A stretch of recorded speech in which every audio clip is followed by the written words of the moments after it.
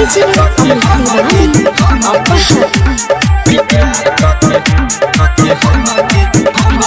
Surya digital recording studio Sutihara.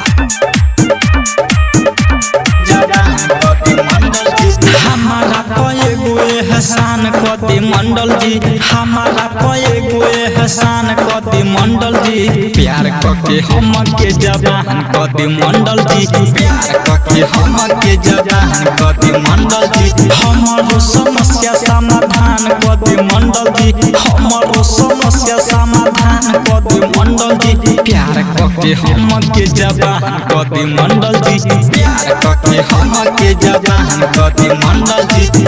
प्यार कके हम के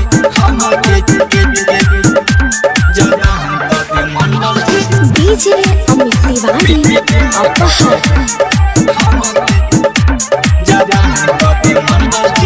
दिन जगाई हमर सुतल भाग जी, चढ़ल जबानी में लागल बाया गजी, करे रउआ कष्ट या सकस्त रउआ करी, जल्दी से धानुक जी के कोरबा में धली,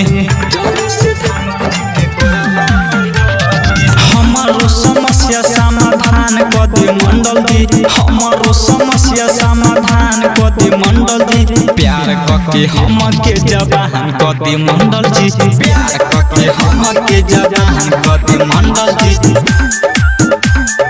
प्यार कके हम के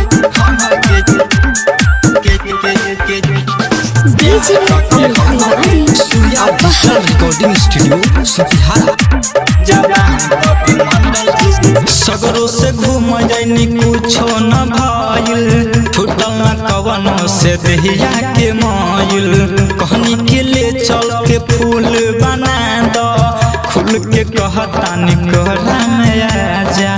खुल के कहता निकोला में आजा। साँझ ही से लागल बिहान कति मंडल जी, साँझ ही से लागल बिहान कति मंडल जी, प्यार कके हम के जबान कति मंडल जी, प्यार कके हम के जबान कति मंडल जी।